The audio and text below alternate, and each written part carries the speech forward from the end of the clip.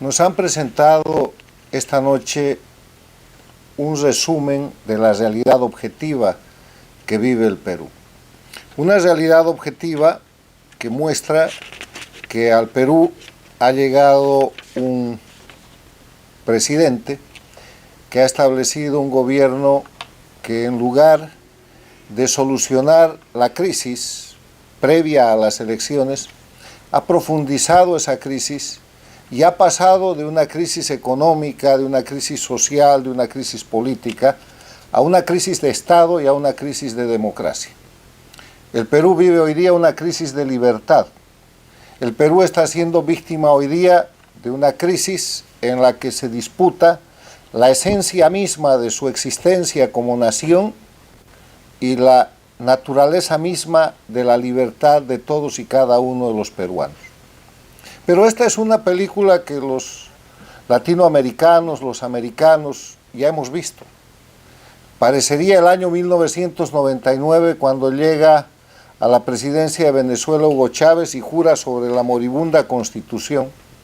Y cuando hace eso, el sistema político venezolano, en vez de llevarlo a los tribunales de justicia por violentar y amenazar la Constitución política, lo celebra, y lo que hace Chávez es cumplir. Liquida la Constitución, liquida Venezuela, la entrega al control de Cuba, y de esa manera se organiza en el siglo XXI el socialismo del siglo XXI, que hoy día se conoce como castrochavismo, y que no es otra cosa que el castrismo del siglo pasado, con la plata, el petróleo y Venezuela entera que le entrega Chávez a la dictadura más antigua de las Américas. Y por eso hoy tenemos como dictaduras a Cuba, a Venezuela, a Bolivia, a Nicaragua. Ha pasado por ahí el Ecuador con Rafael Correa, y ese escenario se repite en la crisis del Perú, que hoy día hemos denominado Perú democracia bajo acoso, y que los expositores han mostrado de manera tan clara, tan fidedigna y tan vivencial, porque todos y cada uno de los expositores peruanos que han hablado aquí son luchadores por la libertad, están defendiendo su país, pero son al propio tiempo víctimas de este avance del crimen organizado transnacional que ahora se quiere apoderar del Perú. Dicho eso, en las conclusiones que me han pedido que ofrezca, yo quisiera reiterar algunas cuestiones en las que han hecho hincapié los expositores. Y es el hecho de que en el Perú se está estableciendo un gobierno que ha ofrecido, y que ciertamente ejecutará, destrozar la institucionalidad democrática del Perú. Terminar con la República del Perú, con el Estado Nacional del Perú, para copiar lo que a través de una serie de crímenes, masacres, violencia y falsificaciones hizo en Bolivia Evo Morales, reemplazando, suplantando la República de Bolivia y creando lo que hoy se llama el Estado plurinacional.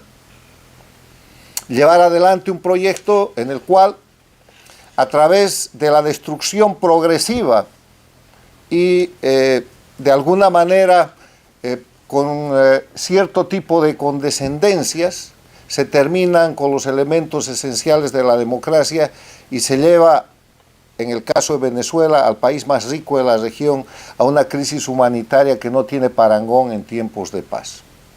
O a una situación en la que, como acabamos de ver con las protestas iniciadas el 11 de julio por el pueblo cubano contra la dictadura de Cuba, el pueblo desesperado pide libertad y se les responde cometiendo crímenes de lesa humanidad y ejecutando terrorismo de Estado hasta hoy día mismo, que ese pueblo, que ese país está bajo presión, con presos, con exiliados, con masacrados políticamente y sin conexión de internet.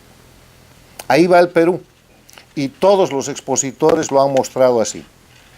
Los hechos, porque aquí no hay nada que analizar, simplemente hay que mostrar hechos, es que el escenario planteado para el Perú está anunciado y reivindicado por la gente que hoy día está en el Poder Ejecutivo. Y esto es algo que se repite y que hay que creerles. Chávez llegó diciendo que iba a destrozar Venezuela y lo hizo. Ortega llegó diciendo que se iba a permanecer indefinidamente en el poder y ahí está.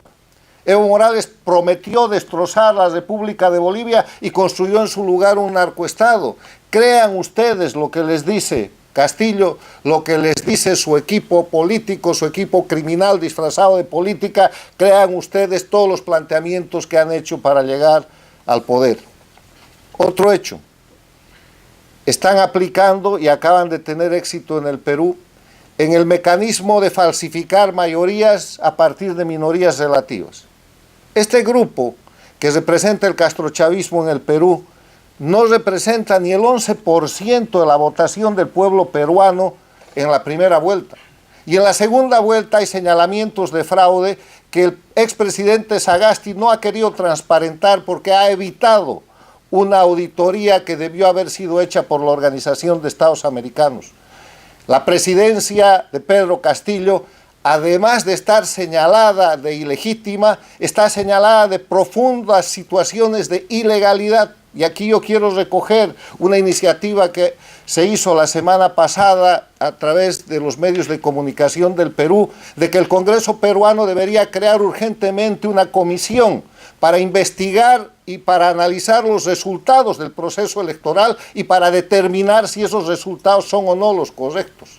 Porque no se puede arrastrar a un país en base a un 11% o menos inicial a soportar un gobierno que amenaza con destruir la nación peruana. Los hechos demuestran que ya la política exterior del Perú se ha cambiado, se ha salido el Perú del socialismo del siglo XXI, castrochavismo del Grupo de Lima. Dijimos en su momento que Pedro Castillo era el caballo de Troya para la penetración del castrochavismo en el Perú y se está cumpliendo. Y Evo Morales es la punta de lanza de esa penetración y su presencia en el Perú no es inocente.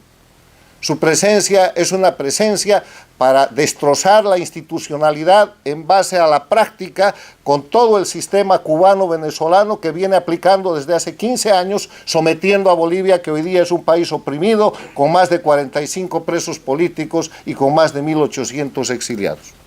Frente a esto, ¿qué hacer? Y aquí yo quiero realizar un pequeño aporte. Esta no es una confrontación ideológica, este no es un tema de derechas e izquierdas, aunque el crimen organizado del socialismo del siglo XXI, castrochavismo, se quiera presentar como un grupo de izquierda o de extrema izquierda. Este no es un tema programático, no se trata de ver el Perú de una u otra manera para que la gente tenga más oportunidades o el país desarrolle mejor o haya mejor salud o educación. Este no es siquiera un problema de liderazgos personales, este es un tema existencial en el Perú. La confrontación que plantea el castrochavismo o el socialismo del siglo XXI a los líderes políticos peruanos, a los líderes de prensa peruanos, a los empresarios peruanos, al pueblo peruano, a la iglesia peruana, a todos los sectores que forman parte de la nación peruana, es la destrucción de la nación peruana versus la defensa de los principios y valores de libertad que tiene ese pueblo y que tiene ese país. Y frente a eso, hay que evitar cometer el error que cometió en su momento el liderazgo político y la sociedad de Venezuela. El mismo error que cometió y sigue cometiendo el liderazgo político y la sociedad de Bolivia, de Nicaragua y de los países que han caído bajo las dictaduras del socialismo del siglo XXI. Y es el error de la división. Es el error de no formar un bloque de unidad para defender la nación, para defender la democracia, para defender la libertad, entendiendo que eso no es una cuestión ideológica, que es una cuestión existencial. La democracia del Perú está bajo acoso y espero que no tengamos que venir a un foro en pocas semanas para decir que la democracia del Perú ha empezado a ser destruida gradualmente. En este momento la democracia del Perú tiene la fortaleza de reaccionar. Tiene un parlamento que funciona, tiene instituciones que pueden aplicar y mantener vigente el Estado de Derecho. Tiene una organización y una fortaleza económica que ya ha empezado a caer. Pero recuerden, este es un tema en el que los peruanos tienen que estar unidos en torno al Perú. No es un tema ideológico, no es siquiera un tema programático, es un tema en el que se está jugando la existencia y la vida del Perú para los próximos años, las próximas décadas, y si no me creen, miren Venezuela, miren Bolivia, miren Nicaragua y miren la Cuba desde hace 62 años.